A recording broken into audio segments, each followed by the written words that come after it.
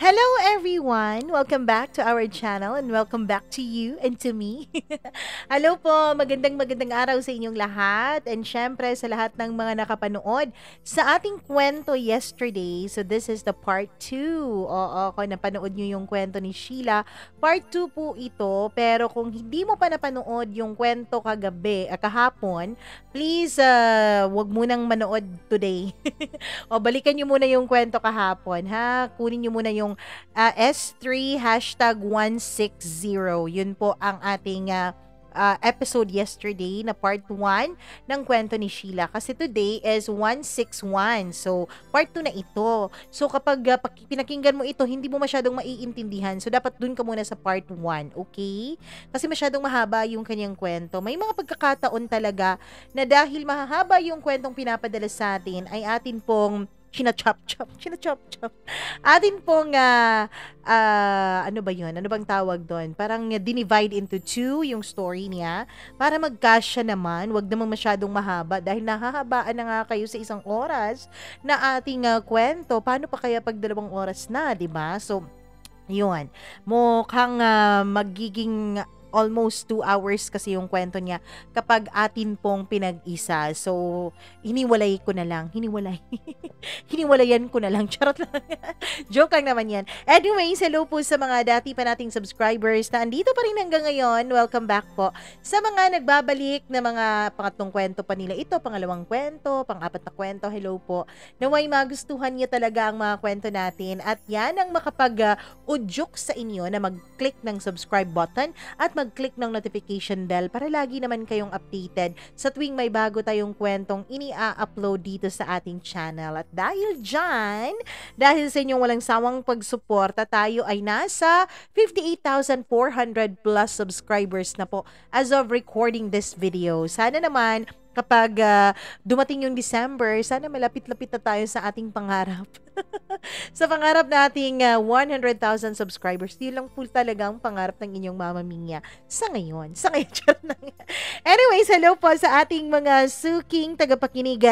La Alelu, maraming salamat sa iyong pakikinig. Christy, Alvin Biscocho, thank you so much. Nagtatanong siya kung anong title raw ba ng kwento ng buhay ko. Sige, titignan ko ha. Bukas na lang yung sagot. Kasi titignan ko pa dito sa ating content. Sige, tignan natin. Baka mahanap ko yun. Medyo matagal na kasi yun eh. Parang April pa ata yun. Oo. April pa yung kwento ng Mama Mia ninyo. Parang pagkatapos ng ano ata yun? Pagkatapos ng Holy Week. Pagkatapos ng Holy Week. Parang dun siya na ilagay. Pero hindi ko na po sure kung nasaan. So, babasahin ko na muna yung title at bukas ko na muna sasabihin sa'yo, okay? Hello din kay Krisa Kabaktulan. Maraming salamat sa pakikinig. At syempre, maraming thank you din sa mga nakikinig sa atin all the way from Pampanga. Thank you so much. Hello kay Elisa Villamor. Sally, maraming salamat. Lino, thank you so much. Or Leonie Hisho, thank you so much. Merchie Vocalig Vlog or Merchie Vlog Vocalig. Baliktad na pala. Hello kay Edith Salvador. Maraming salamat. Hello sa mga taga Laguna. Listening from Laguna raw. Hello kay Alda Amusqual. Maraming salamat all the way from Las Piñas City. Sa FB Homes, thank you so much po sa inyo. Hello rin kay Colasio, kay Joanne Belio Siliot. Maraming salamat. Melcy Capistrano, thank you so much sa iyo. Hello din kay Evangeline Bautista. Maraming salamat. Daryl Mendez. Hello, Daryl. Hello. Hello, Daryl. Maraming salamat sa iyong pakikinig. Mayan Alvarez, thank you so much. Jessica Cruta. Mary Sanapan, maraming salamat. Kumusta rin sa iyo? Ako ay maayos naman. Hello kay Jovelyn Tihano. Maraming salamat sa iyong pakikinig. Hello din kay Jay Ranoy. Hello po sa araw-araw na nakikinig sa atin habang nananahi sa Cherry Garment, Kalibuyo, Tanza. Sa lahat daw ng mga mananahi dyan, hello po. Josie Vina, maraming salamat. G. Mercadejas, LB Lapot, Emilda Karaig, Merly Labong, thank you so much Merly. Hello din kay Gloria, kay Margie Luhong, kay Rosel Macdolor, hello sa'yo. Sabi niya nung nakaraang araw, finally, may upload na. Hi, Kaya, Liza Chin, maraming salamat sa iyo. Mel Reboxe, thank you so much. Charlene Baklohan, hello din kay Kinsley Panganiban. Maraming salamat all the way from Canada. Hello kay Lori Lynn Kabantak, kay Jeanette at kay Kathy, sa lahat po ng nakikinig sa atin, Glyza Bilbar, Shumi, maraming salamat, Mary Fe Bautista, sa Samal City, maraming salamat sa Santillan Meat Shop, hello po sa inyo, hello rin kay Marvy Montesilio, kay Christina Sison, kay Ambo, Maricel Rose Emily, maraming salamat, Chris, hello rin kay Abigail Baruzo. Thank you so much. Pinay sa Israel. Mary Joy Tumyas, maraming salamat all the way from Saudi Arabia na laging nakikinig sa atin. Marilyn Miot, maraming thank you. Joey Enriquez at sa lahat po ng nakikinig sa atin, maraming thank you po talaga. So sa lahat ng mga nakinig sa atin kahapon, hello po sa inyo, naway nagustuhan niyo ang part 1 ng kwento ni Sheila. At ito ngayon ang part 2 ng kanyang kwento dahil alam ko na excited na po kayo talaga na mapakinggan ang kanyang kwento. Kaya eto na, wag na nating patagalin pa. Eto na, ang kwento ni Sheila na nasa kabilang cellphone pa. Ewan ko ba dito? Kasi pag i-edit ko, kung ano yung mahawakan ko. Nasa kabilang cellphone yung isang bahagi. Yung isang bahagi naman nasa tab. So, wag na nating patagalin. Ito na po ang part 2 sa kwento ni Sheila dito lamang sa paborito mong programa, ang Dear Mama Mia.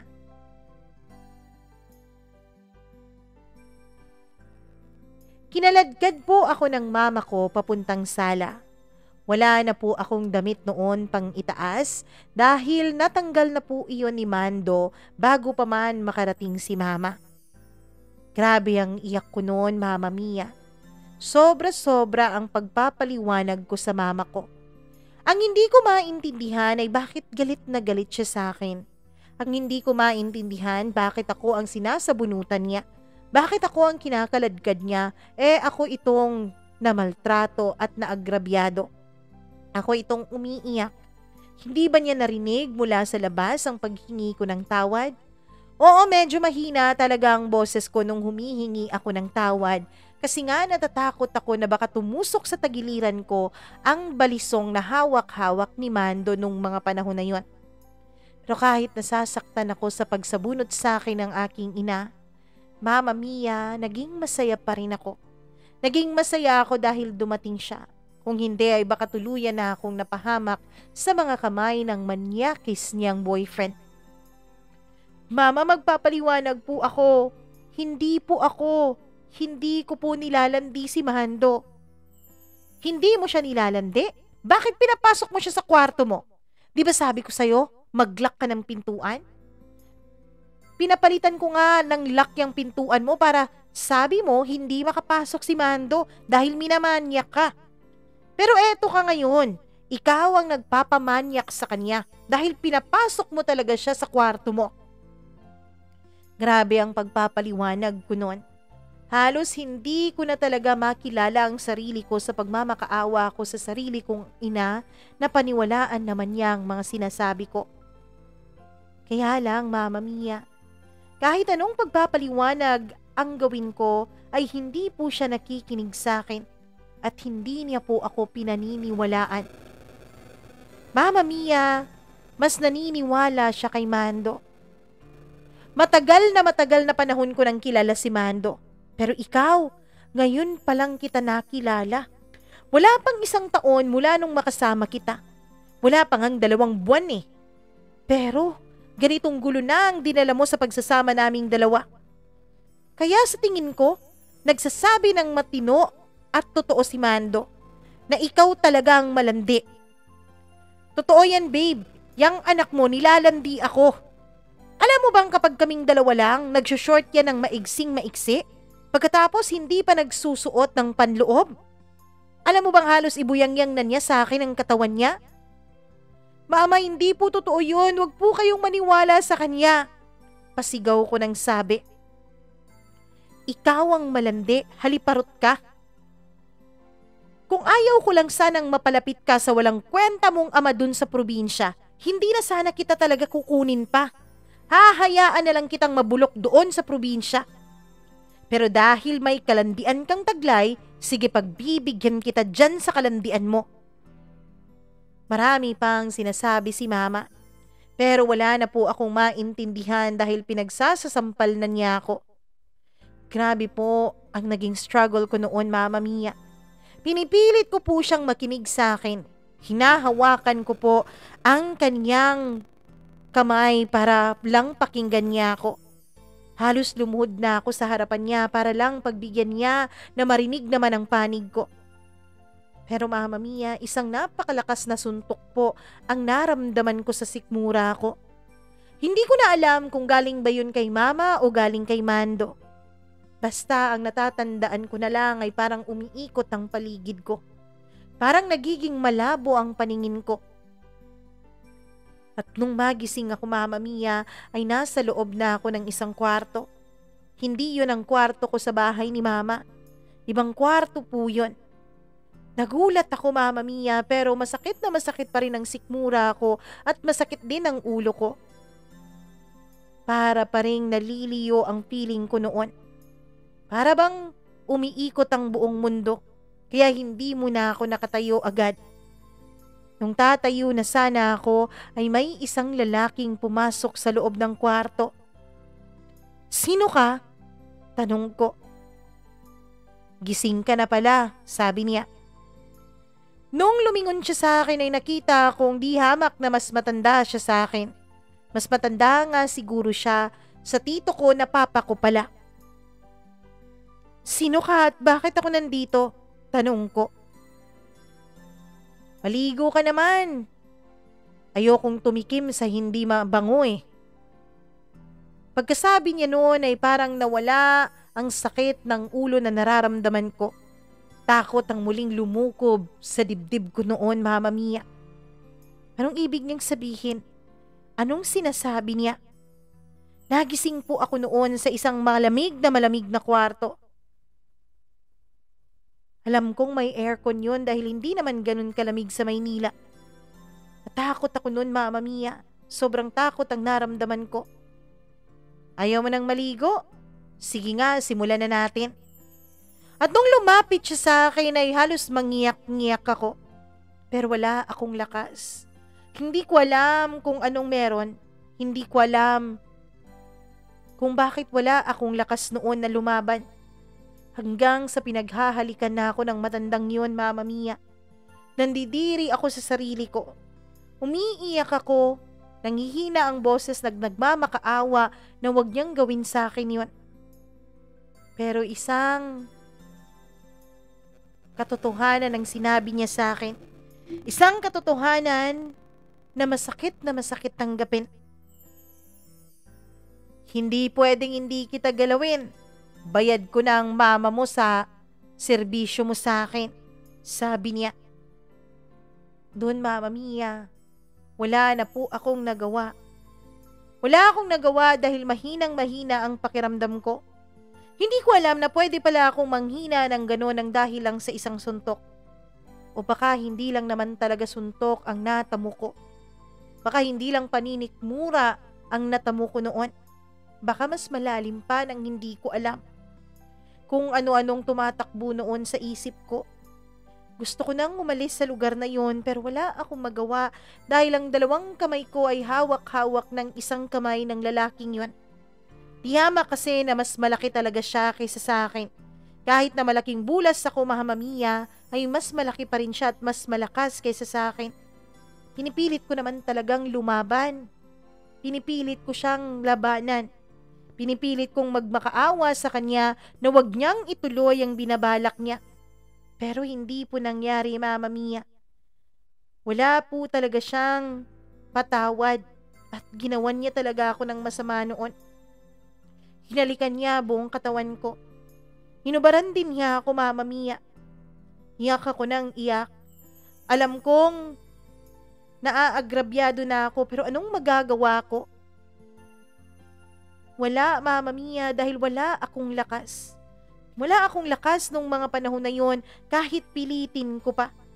Hanggang sa tuluyan na nga, Mama Mia. Tuluyan na niya akong nahubaran. Hanggang sa nasaktan na lang ako bigla. Nasaktan ako nung may pumasok na kung ano sa kaselan ko. Hindi ko alam. Pero yun na pala yun, Mama Mia. Yun na ang tanda na tuluyan nang nawala sa akin ang pinakaiingatan kong pagkababae. Umaalingaw-ngaw sa isip ko ang bilin sa akin ng lolo ko na wag raw akong magbo-boyfriend. Wag raw akong magpapagalaw sa mga lalaki dahil masisira lang daw ang buhay ko. Unahin ko raw ang pag-aaral ko. Sinunod ko naman yun. Sinunod ko naman lahat. Pero ang hindi ko alam ay masisira rin pala ako hindi dahil sa akin. Hindi dahil sa kalandian ko. Hindi dahil sa ginuna ko ang pagnonobyo. Kundi dahil sa sarili kong ina. Ibinenta ako ng sarili kong nanay. Sobrang iyak ko noon, Mama Mia, na halos hindi ko na mapigilang gumawa. Umahimik ka nga dyan. Nawawalan ako ng gana sa'yo eh. Sabi nung matanda habang nasya sa ibabaw ko. Tumahimik ka, sabi. Nung hindi pa rin niya ako mapatahimik ay sinampal niya ako at binusalan niya ang bibig ko. Hanggang sa tuluyan na nga siyang natapos at nakaraos. Umiiyak ako noon, Mama Mia. Pinipilit kong bumangon. Nakasandal lang ako sa may headboard ng kama. Kinuha ko noon ang mga damit ko. Kahit nanghihina pa ay pinipilit ko na isuot ang mga yon. At ano sa tingin mo ang ginagawa mo? Po? Ano sa tingin mo sabi ang ginagawa mo? Magbibihis po. Di ba tapos na po kayo? Sabi ko na hindi ko na naman napigilan ang mga luha sa mga mata ko. Alam mo, sulit na sulit ang binayad ko sa mama mo. Berin ka pala eh. Ako pala nakauna sa'yo. Sabi nung matanda. Mama Mia, nung sinubukan ko ng suotin ang mga underwears ko, ay pinigilan niya ako. Di pa ako tapos. Halika, tumayo ka, sabi niya. Halos wala akong lakas noon. Hindi ko alam kung bakit nanghihina ang tuhod ko. Pero hinila niya ako.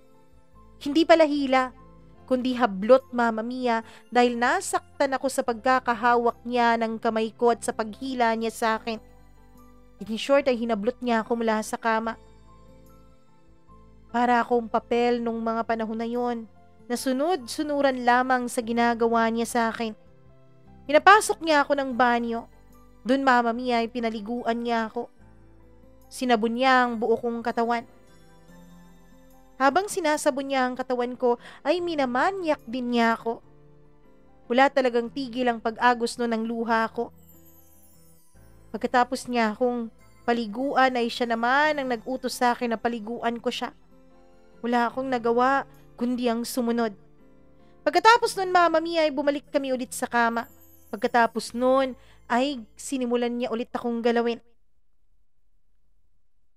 Habang ginagalaw niya ako, Mama Mia, ay kung ano-anong mga salita ang sinasabi niya sa akin. Tanggapin mo na ang buhay mo ngayon. Buhay mo na to. Kung ako sa'yo, pagkakitaan mo na lang yung katawan mo. Hindi yung mama mo lang ang kumikita. Tapos na siya, Mama Mia. Natapos na siya sa ikalawang pagkakataon at ngayon ay tulog na tulog siya. Ako naman ay umiiyak sa tabi. Gustong gusto ko siyang saktan. Gustong gusto kong gumanti sa ginawa niya sa akin. Pero may kasalanan ba talaga siya? Hindi ba ang nanay ko mismo ang may kasalanan sa akin? Siya naman ang nagbenta sa akin dito ah. Katapos noon ay nagbihis na ako at lumabas na. Wala akong alam kung saan ako pupunta. Hindi ko alam kung saan ako pupulutin. Ayoko nang umuwi sa bahay ng nanay ko. Alam kong mapapahamak lang ako doon. Oo nga't hindi ako napahamak kay Mando. Hindi ako tuluyang napahamak sa mga kamay niya dahil dumating ang mama ko. Pero ang mama ko rin naman pala mismo ang nagdala sa akin sa kapahamakan. Bakit ganun, Mama Mia? Akala ko ba walang ina na natitiis ang anak? Akala ko ba walang ina na hindi minamahal at pinoprotektahan ng anak? Bakit iba ang mama ko? Bakit ganun siya? Bakit wala siyang pagmamahal sa akin kahit konti? Ayoko nang bumalik sa impyernong bahay na yon. Kaya hindi ako umuwi. Bagkus, Mama Mia, ay pumunta ako sa pinagtatrabahuan ng mama ko. Umaga pa noon. Siguro mag-aalas 10 pa lang ng umaga. Pagdating ko doon ay halos walang tao. Mama Mia, inantay ko talagang magbukas ang bar na yon. Alas 2 ng hapon nang may dumating. Teka, si Sheila. Ikaw si Sheila, di ba? Yung anak ni Pressy? Opo, ako po. Anong ginagawa mo dito?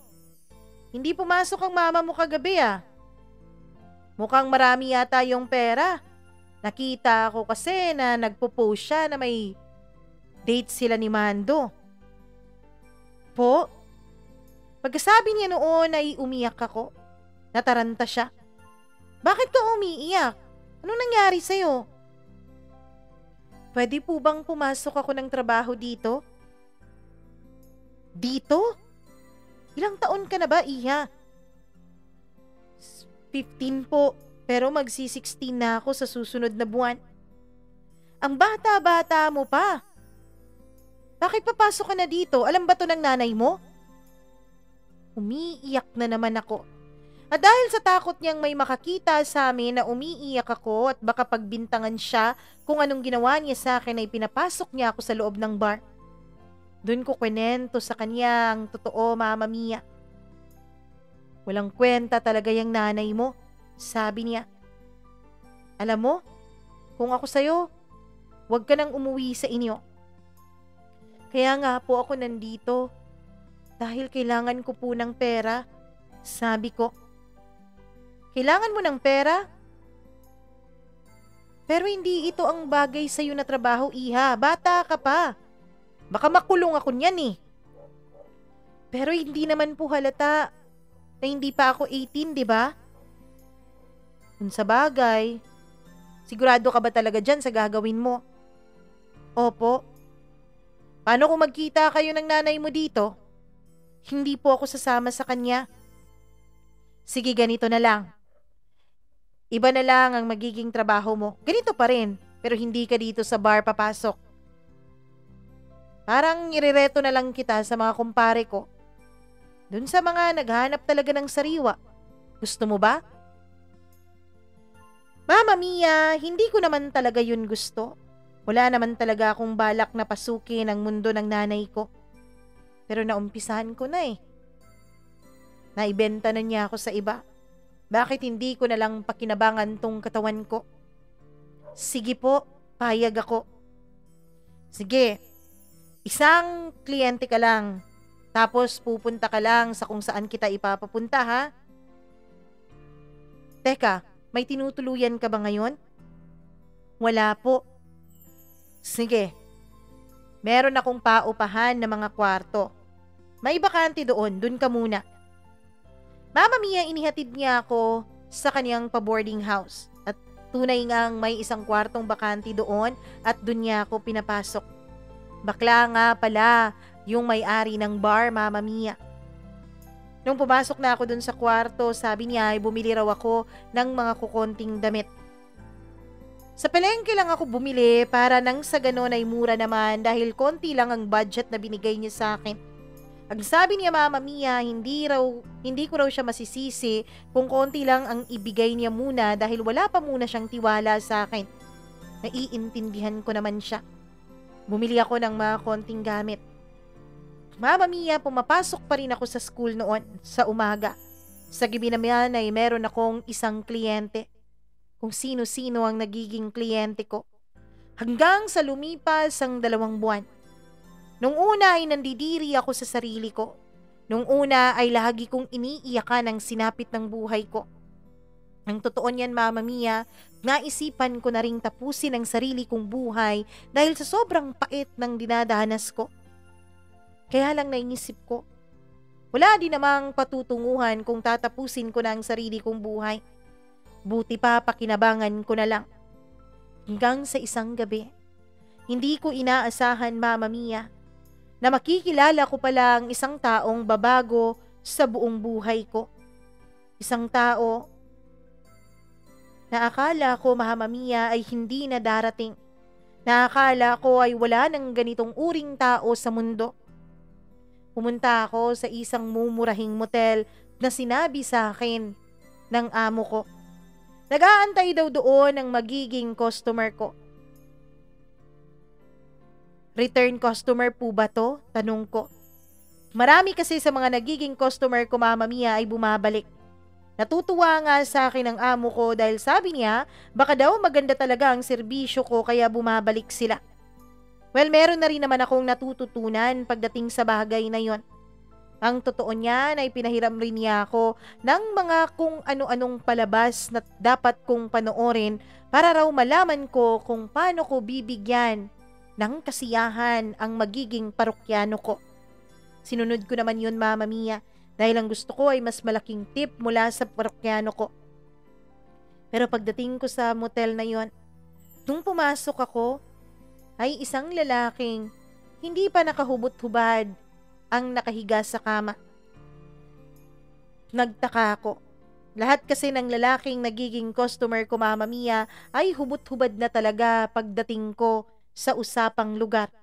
Parang nagmamadali sila. Parang ang gusto lang talaga ay makaraos. Hello po. Ako po si Sheila. Pakilala ko. Sheila, halika. Maupo ka, sabi niya. Kumain ka na ba? Tanong niya. Sa tansya ko ay nasa mga 20 anyos ang tanda ng lalaking ito sa akin. Parang kaidaran lang niya ang totoo kong ama. Ang kinikilala kong tito sa probinsya na siya palang tunay kong ama.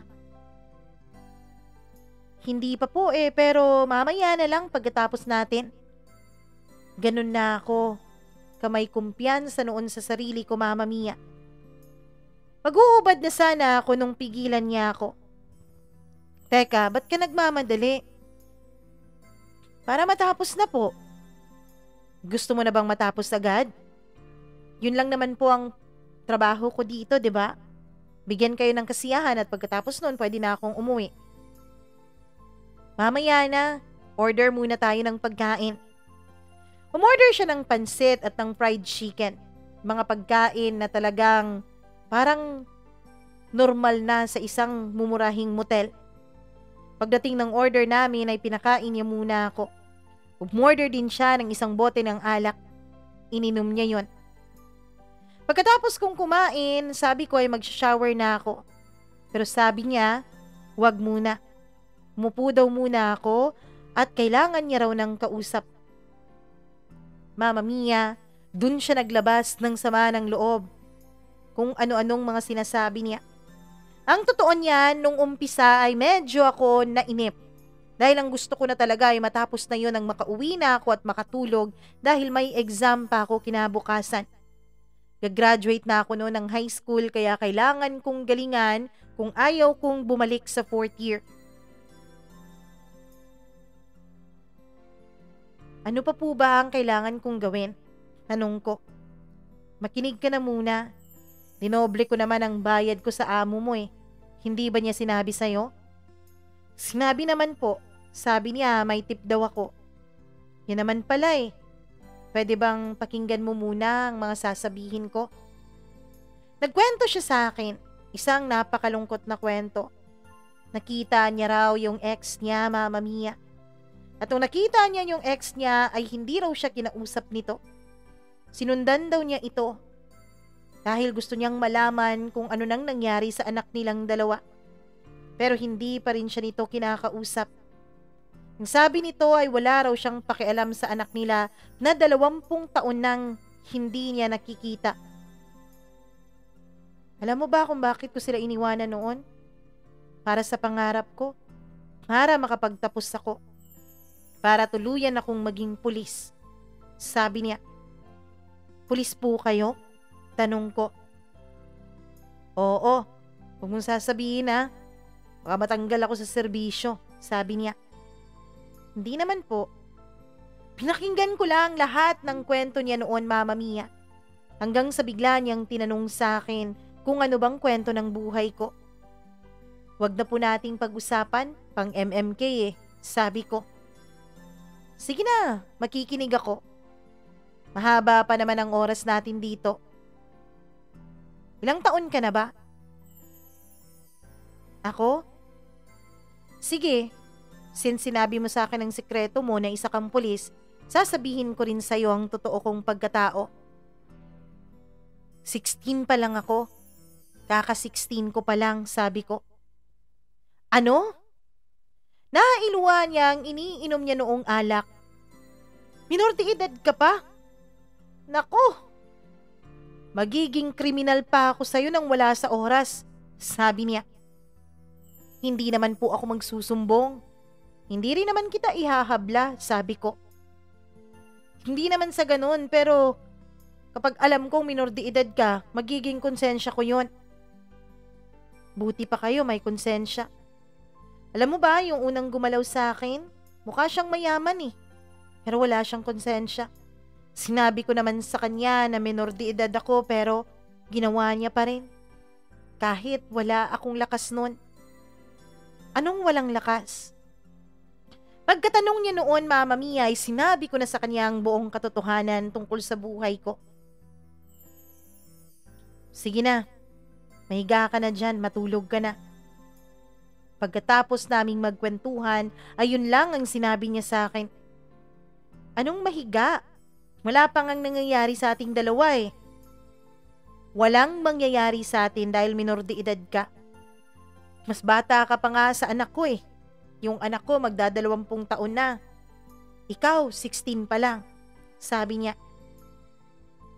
So ano po ba ang gagawin natin? Bayad na po kayo. Mapapagalitan po ako kapag siningil mo ulit yung bayad mo. Hindi ko na sisingilin yon. Matulog ka na. Mama Mia, hindi rin ako nakatulog. Hindi ko alam kung ganun ba talaga siya kabait, kung meron ba talagang mabait na tao na ganun, o nagpapanggap lang siya. Pagkatapos ng 3 oras ay bumangon siya. Ginulat ko rin ang mga mata ko at bumangon din ako. Hindi ka siguro natulog Hindi ako nakarinig na naghihilik ka, sabi niya. Hindi ako makatulog, lalo pat hindi ako sanay sa higaan. Gusto mo ba talaga ang ganitong buhay? Tanong niya ulit sa akin. Sino ba naman ang babaeng gugustuhin ng ganitong uri ng buhay? Lalo pa ang isang katulad ko. Pero wala naman kaming choice Meron. Gusto mo kasuhan ko yung amo mo? Wag po. Siya lang po ang tumulong sa akin. Gusto kitang tulungan, Sheila. Kung hahayaan mo lang ako. Ano pong ibig niyong sabihin? Kung gusto mo, sa akin ka na tumira. Mag-isa lang naman ako sa buhay. Wala na akong mga magulang. Yung mga kapatid ko naman, nasa ibang bansa na lahat. Ako na lang nag-iisa sa buhay ko. Nag-iisa lang din ako sa bahay. Kung gusto mo, dun ka na tumira. Ako nang magpapaaral sa'yo, sabi niya. Seryoso po kayo? Oo, seryoso ako. Mag-iisipan ko po ang sinabi niyo. Sige. Teka, may papel ka ba dyan? Wala Ballpen? Wala rin. Tumawag siya sa front desk, Mama Mia, at nag-request ng papel at ballpen. Akala ko kung anong isusulat niya. Pero sinulat pala niya doon ang address niya at ang contact number niya. Kapag nakapag-desisyon ka na, kontakin mo lang ako sa ganitong numero. Sabi niya. Alis na ako. Eto, tip mo. Ayoko nga, wala naman tayong ginawa. Hindi ako karapat dapat bigyan ng tip. Sige na, parang pandagdag baon mo na lang sa eskwela. Wala akong nagawa kundi tanggapin ang perang inaalok niya. At nung umalis na siya, Mama Mia, ay nagtataka pa rin ako. May ganun pala kabait na tao? Sabi ko sa sarili ko. Tinititigan ko noon ang hawak-hawak kong papel na binigay niya. Ano kaya to? Papatusin ko kaya? Kung may mangyayari sa amin, wala naman sigurong pinagkaiba yun sa magiging trabaho ko. Mas mabuti nga siguro yun dahil iisa na lang lalaki ang gagalaw sa akin. Sabi ko. Ilang araw kong pinag-isipan yon. Ilang araw din akong umabsent muna sa trabaho. Nagagalit na sa akin ang amo ko, Mama Mia, dahil meron na raong nagre-request ng serbisyo ko. Hanggang sa isang gabi, napanaginipan ko ang mama ko. Pero sa panaginip ko, Mama Mia, ay bigla na lang nagbago ang itsura ng mama ko. Naging kamukha ko. Naging ako. Nagising ako na humihingal. Pawis na pawis. Ibig sabihin ba nun, kung hindi ako umalis sa lugar na yon, kung hindi ako aalis sa trabaho na yon, ay magiging katulad ko ang mama ko. Natakot ako, Mama Mia. Kaya naman pumunta ako sa pinakamalapit na tindahan. Kahit na halos madaling araw pa noon ay denial ko ang numerong binigay sa akin nung pulis na nakilala ko bilang customer. Hello? Sagot sa kabilang linya na halata mong kagigising pa lamang. Hello po, si Sheila po to. Dun sa motel, sabi ko. Oh, Sheila! Biglang nagbago ang ekspresyon niya. Nakapagdesisyon na po ako. Payag na po ako sa suggestion nyo. Yan ay kung nandyan pa po ang offer ninyo para sa akin. Oo naman. Sige, pumunta ka sa bahay. Hindi ako papasok ngayon. Nakalive ako. Pumunta ka. Mamaya na kapag sumikat na ang araw ha. Huwag kang bumiyahe ng ganitong oras baka kung mapano ka. Hinantay ko talagang sumikat ang araw. Pagkatapos nun ay nag-alsabalutan na ako. Hindi na ako nagpaalam pa sa amo ko, Mama Mia. Iniwanan ko na lang ang susi ng kwarto sa naging kaibigan ko sa kabilang kwarto. Hindi ka na ba magpapaalam talaga? Hindi na, baka pigilan pa ako, sabi ko. Mama Mia, tuluyan na nga akong umalis doon. Madali ko lang naman nahanap yung address kasi binigay ko yun sa taxi driver. Pagdating ko doon, ay nakita ko ang hindi naman kalakihang bahay, pero maayos na bahay. Hindi ko alam kung magdo-doorbell ako, Mama Mia. Nanginginig pa ako noon nung akmang pipindutin ko ang doorbell. Ilang beses akong umayaw na pindutin yon. Siguro magsasampung minuto na ako na nasa labas ng bahay nung biglang may dumating. Nung nilingon ko kung sino ay siya pala kagagaling sa jogging. Oh Sheila, andito ka na pala. Halika, pasok. Ito na ba lahat ng mga gamit mo? Sabi niya. Opo. Sige, pasok ka. Pagkapasok ko noon ay nakita ko ang isang malinis at magandang bahay. Halata mong maalaga sa bahay ang nandun. Siguro may katulong siya. Upo ka muna, sabi niya. Kape, gatas, tubig, anong gusto mo? Wala po, ayos lang ako, sabi ko naman. Sige, sandali magbibihis ako. Antayin mo ako dyan. Ilang saglit pa ay nakabalik na siya galing sa pagbibihis niya. Nung dumating siya, Mama Mia, ay tinuro na niya kung saan ang magiging kwarto ko. Nagulat ako dahil hindi yun ang kwartong pinasukan niya. Po? Akala ko po. Anong akala mo? Sa iisang kwarto tayo? Sheila, hindi kita pinapunta dito dahil gusto ko na maging asawa ka o gusto ko na may mangyari sa ating dalawa. Pinapunta kita dito dahil gusto kitang tulungan. Naalala ko sa'yo yung anak ko eh. Yung anak ko na kailanman ay hindi ko naalagaan. Sabi niya. Mama Mia, Nagulat talaga ako sa pagbabago ng kapalaran ko noon. Ang sabi pa niya ay ituring ko raw siyang parang tito o di kaya ay papa. Nung malaman niya ang kwento ng buhay ko, ang tungkol sa tunay kong ama ay mas lalo siyang naawa sa akin. Siguro na ipinagtagpo tayo ng Diyos para matulungan natin ang isa't isa. Mula nga noon ay siya na ang naging guardian ko. Mula nga rin noon, Mama Mia, ay hindi na ako pumasok pa sa ganong uri ng trabaho. Pinatulungan rin niya ako sa isang psychologist na kaibigan niya. Silang dalawa lang ang nakakaalam sa nakaraan ko. Mama Mia, 2 buwan matapos kong umpisang tumira sa bahay niya, ay bigla na lang may dumating na lalaki. Isang lalaking alam kong mas matanda sa akin. Sheila, eto nga pala ang anak ko. Charlie, si Sheila. Ano ko siya? Stepmother? Mas bata yan sa akin ah. Charlie, ano ba yung bibig mo? Sabi niya. At bakit? Di ba totoo? Stepmother kita? Hindi. Hindi mo ako stepmother. Wala naman kaming relasyon. So nagtitikiman lang kayo pero wala kayong relasyon. Charlie, ano ba? Saan na nga ang kwarto ko dito? Makapagpahinga na nga, sabi niya.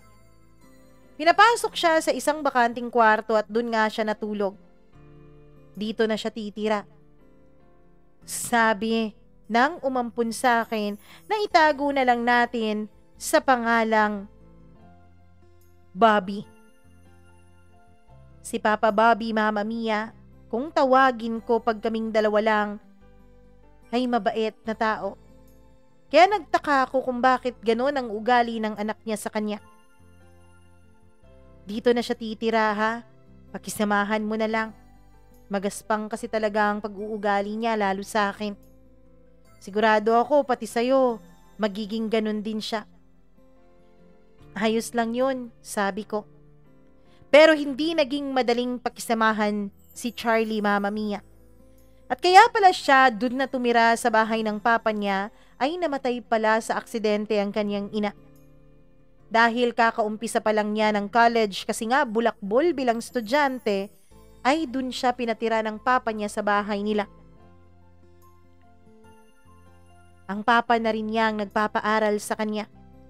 Pero wala siyang respeto sa papa niya. Lagi niyang sinasagot si Papa Bobby. Lagi niyang pabalang kung sagutin at lagi niyang iniinsulto. Bakit po kayo pumapayag na ginaganon niya kayo? Anak lang siya eh. Dapat may respeto siya sa inyo. Hindi ba niya alam kung gaano siya kaswerte na ikaw ang papa niya? Alam mo kasi Sheila, yung anak ko na yan, hindi niya naranasan kailanman ang magkaroon ng ama. Kasalanan ko rin naman eh. Iniwanan ko sila noon. Ang alam ng mama niya, iniwanan ko sila para sa ibang babae. Totoo naman, may iba akong girlfriend.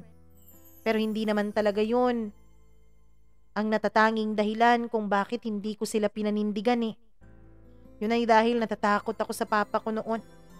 Sabi kasi ng papa ko, hindi niya ako papag-aralin pa kapag nagbulakbul ako. Kapag nakabuntis ako. Kaya natakot ako. Malapit na akong graduate noon. 3rd year na ako noon eh. 1 taon na lang at gagraduate na ako.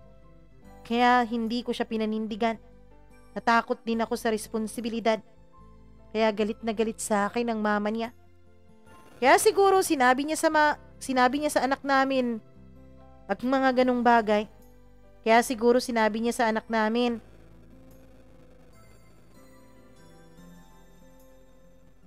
na wala akong kwentang ama. Kaya yun ang tingin sa akin ni Charlie. Mama Mia, hindi ko alam kung bakit may mga ganong sitwasyon. Ako na kahit inabandona ako ng ina ko, nung bumalik siya, itinanggap ko naman siya agad. Pero siya itong nagpahamak sa buhay ko. Eto namang si Charlie, yung papa niya gustong bumawi, hindi naman niya binibigyan ng pagkakataon. At lagi pa rin niyang iniisip na may relasyon kami ng ama niya. Lagi niyang iniisip, Mama Mia, na may namamagitan sa amin ni Bobby. Walang namamagitan sa amin ng ama mo. Ang totoo niyan, siyang nagligtas ng buhay ko. Ang totoo niyan, parang niya akong inampon. At gusto niyong maniwala ako sa inyong dalawa? Wala rin naman akong pakialam sa inyo eh. Alam ko ang mga babaeng katulad mo, sabi niya. Pwede ba? Huwag kang ang bastos, sabi ko. At bakit hindi? Mama Mia, panay talaga ang away namin noon ni Charlie. Walang araw na hindi kami nag-aaway. Hanggang sa isang gabi. Hindi pa umuuwi noon si Bobby. Nasa trabaho pa siya. Pero nagulat na lang kami nung may dumating na mga kasamahan niyang pulis. Hinahanap si Charlie. Nung lumabas si Charlie ay isang masamang balita ang dumating sa amin. Si Bobby, Mama Mia. Si Bobby ay napuruhan sa engkwentro nila sa isang operasyon nila sa droga. Hindi na ito umabot ng buhay sa ospital. Si Charlie noon ay walang reaksyon. Ako naman ay napaiyak. Napaiyak ako ng sobra. Naitanong ko noon sa Diyos kung bakit ganoon. Bakit kung kailan may mga tao nang nagmamahal sa akin at nagmamalasakit sa akin ay bigla namang mawawala. Bigla namang maglalaho sa mundo. Iyak ako ng iyak noon. Samantalang si Charlie ay wala pa ring reaksyon. Pumunta kami sa ospital. Pumirma si Charlie sa death certificate ng papa niya. Kaming dalawang nag-asikaso sa burol. Nung matapos mailibing si Bobby, Mama Mia, ay aalis na sana ako. Pero ang sabi ni Charlie ay hindi raw ako pwedeng umalis. Dahil isa daw sa mga kahilingan ni Bobby, ayon sa kaniyang mga katrabaho ay pagtapusin ako sa pag-aaral. Kaming dalawa ni Charlie. Mama Mia, hindi ko alam. Ay ginawa pala kaming dalawa ni Charlie na beneficiary sa mga insurances ni Bobby. Hindi ko yun alam. Pero dahil doon ay nagpatuloy ako sa pag-aaral ko. Samantalang si Charlie naman, Mama Mia, ay nagpatuloy din sa kanyang pag-aaral. Wala pang isang taon mula nung mamatay si Bobby, ay biglang may nangyari sa amin ni Charlie. Hindi po yun sinasadya, Mama Mia. Umuwi po siyang lasing na lasing. Ako naman ay inalalayan siya papasok ng bahay. At nung inalalayan ko siya na humiga na sa kanyang kama, ay bigla na lang niya akong kinabig at hinalikan. Hindi po ako nakapalag noon. Dahil ang totoo niyan, Mama Mia, ay matagal na rin may nararamdaman ako kay Charlie.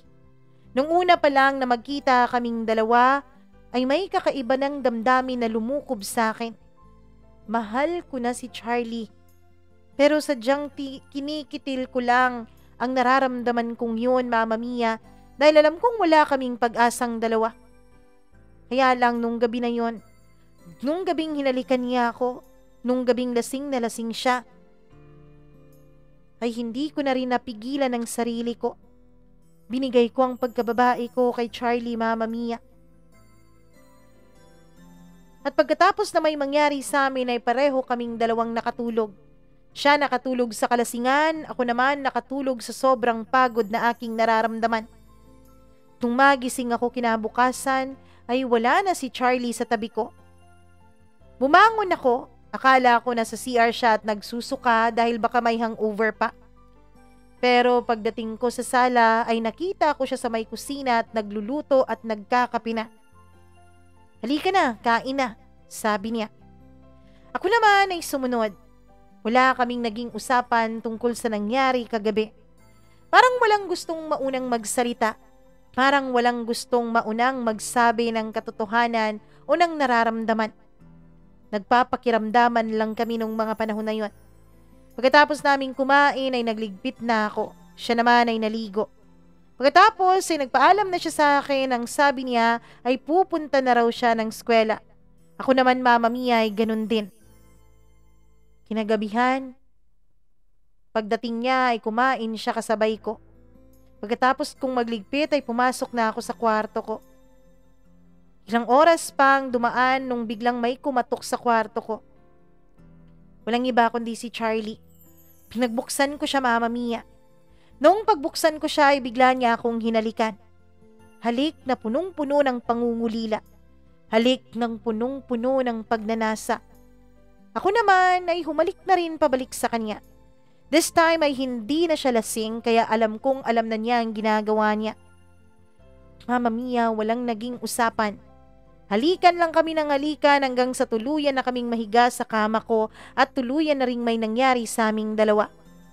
At mula nga sa gabing yun, ay magkatabi na kaming natutulog. Kung minsan sa kwarto niya, kung minsan naman sa kwarto ko. Pero kailanman ay hindi namin ginalaw ang kwarto ni Bobby.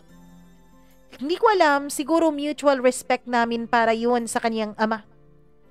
Paulit-ulit na may nangyayari sa aming dalawa ni Charlie. Para kaming mag-asawa sa loob ng iisang bubong.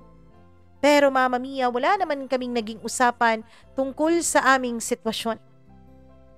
Hanggang sa ang paulit-ulit naming pagniniig ay bigla na lang nagbunga. Oo, Mama Mia. Natuklasan ko na lang isang araw na buntis na ako.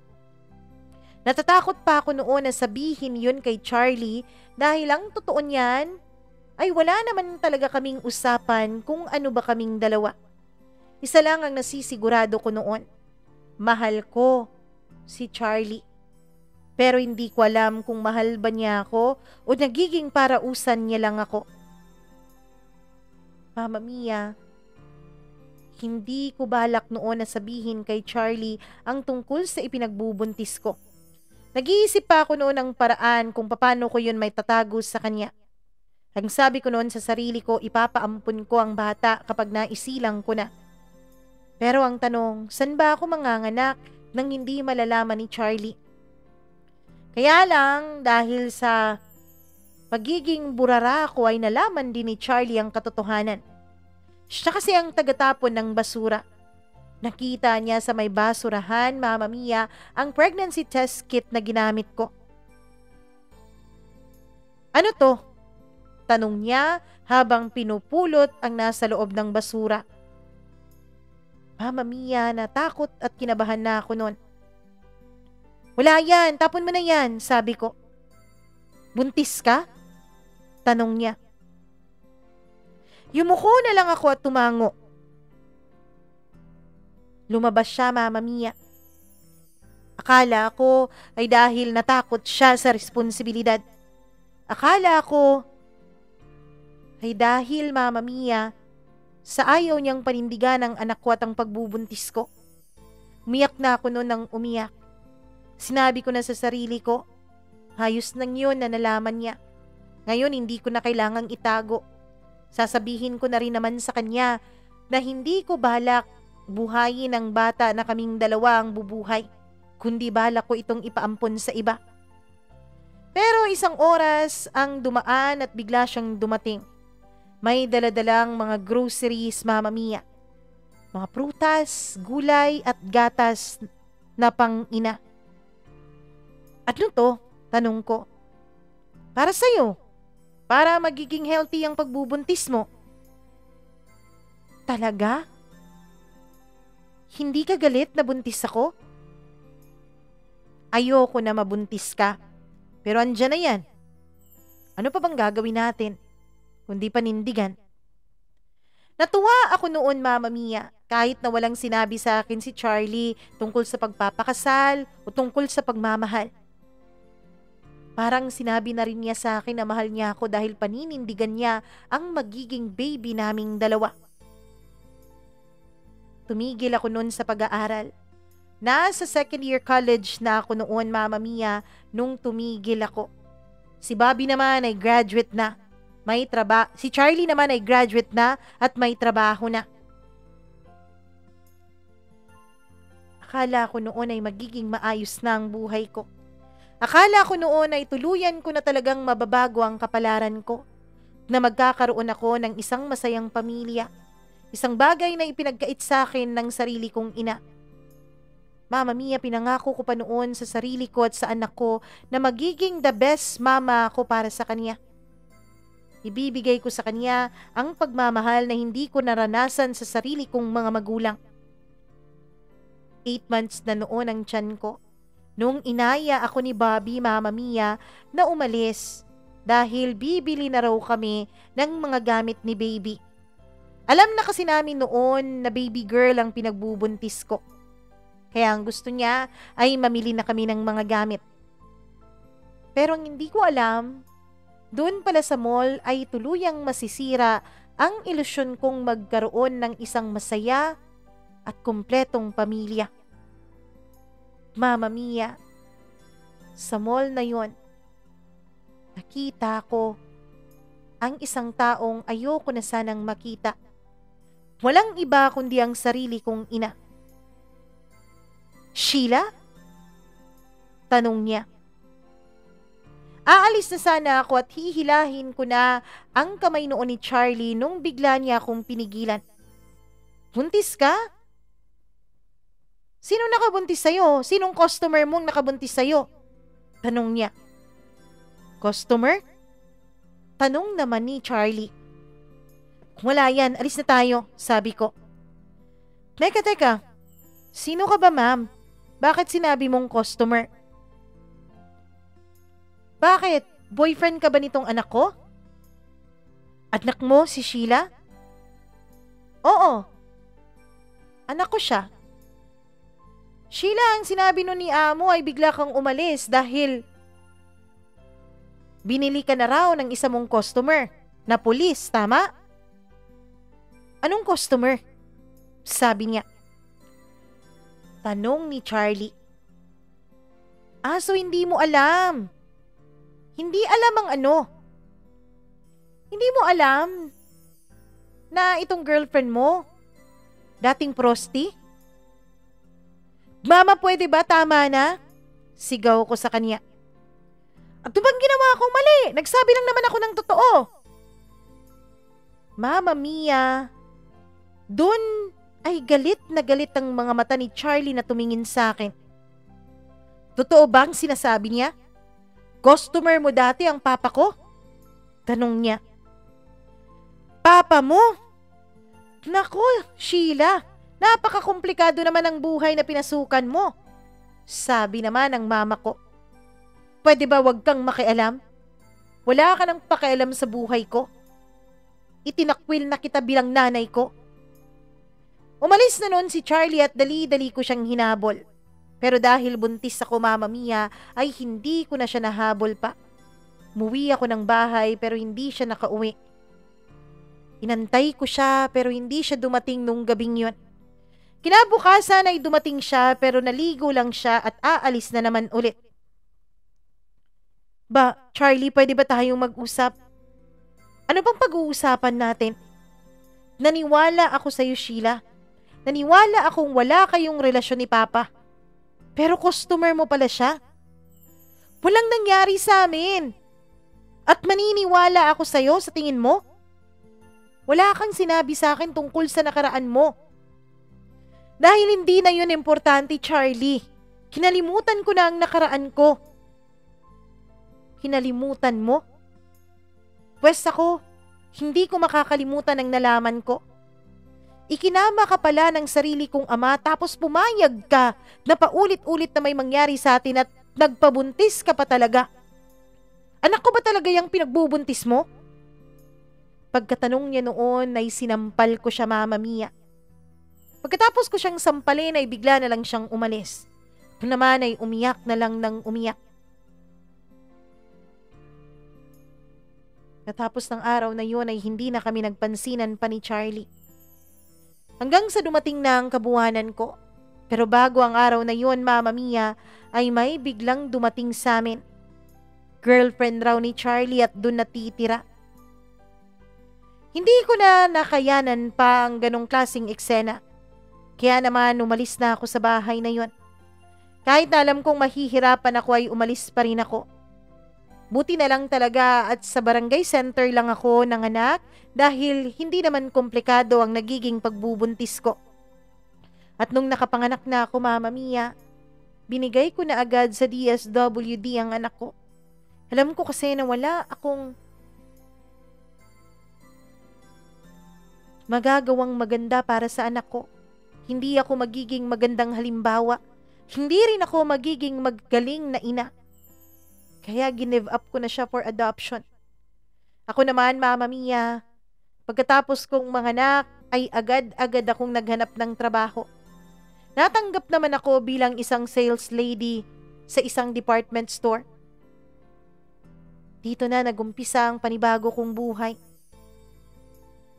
Sa ngayon, Mama Mia, may mga nanliligaw sa akin. Pero hindi ko alam kung dapat bang pumasok pa ako sa pakikipagrelasyon. Technically ay wala pa naman talaga akong nagiging boyfriend. Wala pa akong nagiging karelasyon dahil lahat naman ng mga lalaking nakagalaw sa akin noon ay mga customer ko maliban na lang kay Charlie. Na hindi ko naman talaga boyfriend. May nangyayari lang sa amin. Mama Mia, ang mas masakit pa ay nabalitaan ko na nung December lang ay kinasal na si Charlie dun sa babaeng pinakilala niya sa akin bilang girlfriend niya. Hindi na rin ako nanggulo pa. Totoo naman ang sinabi ni Charlie. Wala namang kami. Wala kaming relasyon kaya wala akong karapatan. Sa ngayon, Mama Mia, ay pinipilit ko pong ayusin ang buhay ko. Ang huling balita ko ay bumalik ng probinsya ang mama ko. Nagkasakit na raw ito. At tita ko naman ay kinontak ko nung huling Pasko at binigyan ko sila ng mga mumunting regalo. Hindi ko na rin pinaalam sa tita ko ang katotohanan na ama ko ang asawa niya. Wala na rin akong pinagsabihan pa tungkol sa dati kong naging buhay. Mama Mia, hindi ko alam kung magkakaroon pa ba ng pagkakataon na muling magbukas ang puso ko para sa panibagong lalaking papapasukin ko dito. Hindi ko nga alam kung may makakapasok pa ba dito. Sa ngayon ay wala akong ibang gusto kundi kalimutan ang lahat ng bangungot na pinagdaanan ko sa buhay ko. Maraming salamat po, Mama Mia. Naway marinig ko isang araw na iniere na itong kwento ng buhay ko. Nawari na may natutunan ng iba, lalong-lalo na ang mga kababaihan sa kwento ko. Lalong-lalo na ang mga magiging ina. Kung nabuntis kayo ng aksidente o sinadya nyo, sana naman panindigan nyo ang magiging anak nyo. Hindi naman po namin hiningi na ipanganak sa mundong ito. Kayo po ang nagdesisyon na buhayin kami. Kaya sana panindigan nyo ang pagiging ina.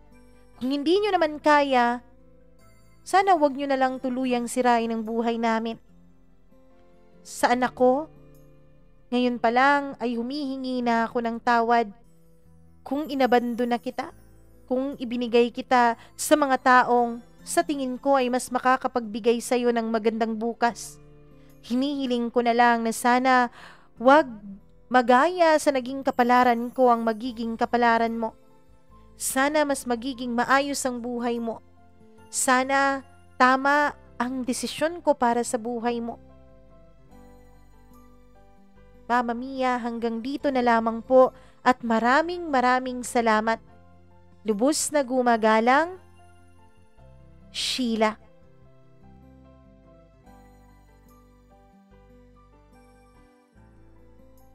Napakamasalimuot ng pinagdaanan ng buhay mo, Sheila.